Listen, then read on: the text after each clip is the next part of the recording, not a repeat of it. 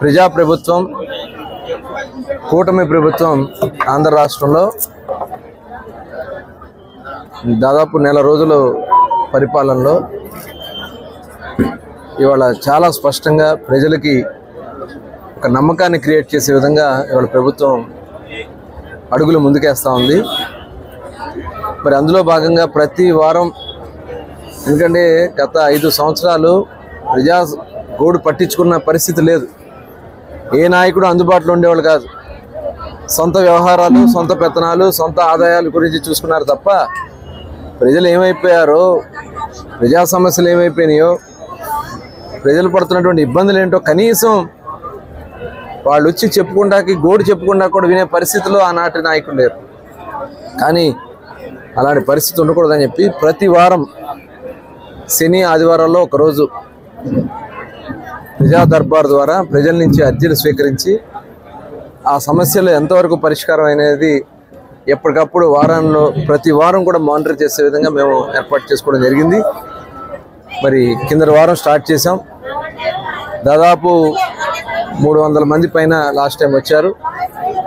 260 అర్జీలని ఆ రోజున మేము మొత్తం కూడా, అంటే అందులో కొన్ని మామూలుగా గ్రామ సమస్యల మీద వచ్చారు, కొన్ని పర్సనల్ సమస్యల మీద వచ్చారు.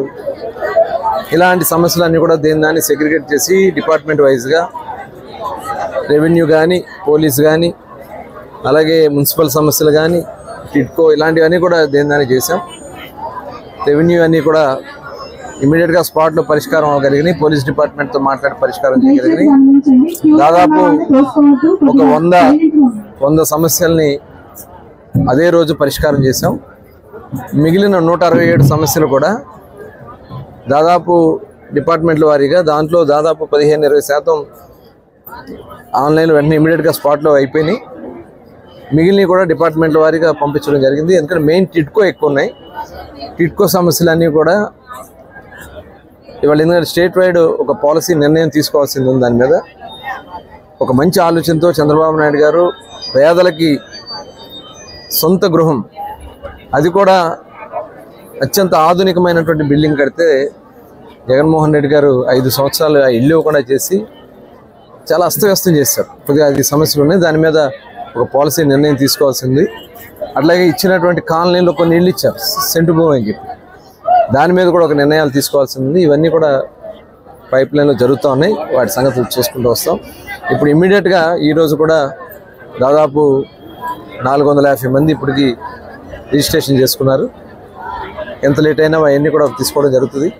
వచ్చిన వాళ్ళకు కూడా ఎక్కడ ఇబ్బంది రాకుండా వాళ్ళకి కావాల్సినటువంటి అన్నీ కూడా సదుపాయాలు, కాఫీ టీలు కానీ అన్నీ కూడా, వాళ్ళకి వాటర్ కానీ ఫెసిలిటీస్ అన్నీ కూడా చేసుకున్నాం ఇమ్మీడియట్గా. ఎందుకంటే ఇంత ఆశతో ఇవాళ వాళ్ళందరూ కష్టాలు, బాధలు చూస్తూ ఉంటే చాలా బాధ అనిపిస్తూ ఉంది. వాళ్ళకి కొంత ఊరట కలిగించాలనే ఉద్దేశంతో ఇది ప్రతి వారం కూడా నిర్వహించుకోవడం జరుగుతుంది. ప్రజా దర్బార్ ప్రతి చోట కూడా ఈ కార్యక్రమాలు స్టార్ట్ చేసుకున్నాం. ఆల్రెడీ లోకేష్ గారు చేస్తున్నారు. లాస్ట్ వీక్ చంద్రబాబు నాయుడు గారు కూడా పార్టీ కార్యాలయంలో ఉండి, పార్టీ కార్యాలయంలో చంద్రబాబు నాయుడు గారు కూడా అర్జీలు స్వీకరిస్తూ ఉన్నారు. అలా కాకుండా సీఎంఓలో కూడా ఉండి ప్రతిరోజు కూడా సీఎంఓలో ప్రజలు ఇస్తున్నటువంటి అర్జీలు కూడా ఆయన స్వీకరిస్తూ ఉన్నారు. ఎమ్మెల్యేలు కూడా చాలా చోట్ల కూడా ఆల్రెడీ స్టార్ట్ చేశారు. ప్రజల దగ్గరికి వెళ్ళాలి, ప్రజా పరిపాలన అందించాలనేదే తెలుగుదేశం, జనసేన, భారతీయ జనతా పార్టీ కూటమి యొక్క ముఖ్య ఉద్దేశం.